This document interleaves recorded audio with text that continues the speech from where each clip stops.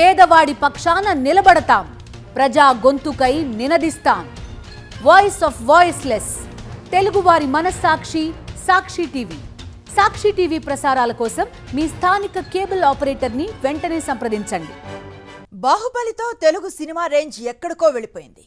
Pan India market open అయింది. ఇప్పుడు టాలీవుడ్ చూపు పాన్ ఇంటర్నేషనల్ మార్కెట్ పై పడింది. ముఖ్యంగా స్టార్ హీరోలు నటించే ప్రాజెక్ట్స్ లో ఇంటర్నేషనల్ స్టార్స్ నేమ్స్ రిపీటెడ్ గా వినిపిస్తోన్నాయి.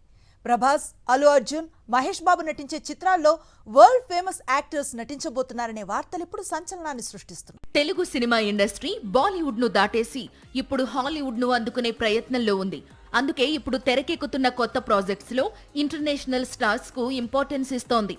ఆల్రెడీ అల్లు అర్జున్ నటిస్తోన్న కొత్త సినిమాలో Hollywood stars will Smith, rock పేర్లు వినిపిస్తున్నాయి. బన్నీ మూవీలో వీరిద్దరిలో ఒకరితో విలన్ గా నటింపజేసేందుకు ప్రయత్నాలు జరుగుతున్నాయట. ఇక మహేష్ బాబు హీరోగా రాజమౌళి తెరకెక్కిస్తోన్న యాక్షన్ అడ్వెంచర్ మూవీలోనూ Marvel super hero Thor character చేసిన క్రిస్ హెమ్స్వర్త్ నటిస్తున్నారు. RRR ఆస్కార్ గెలవడం హాలీవుడ్ మార్కెట్లో దుమ్ము రేపడంతో ఇంటర్నేషనల్ మార్కెట్లో రాజమౌళి స్టార్ డైరెక్టర్ క్రేజ్ అందుకున్నాడు.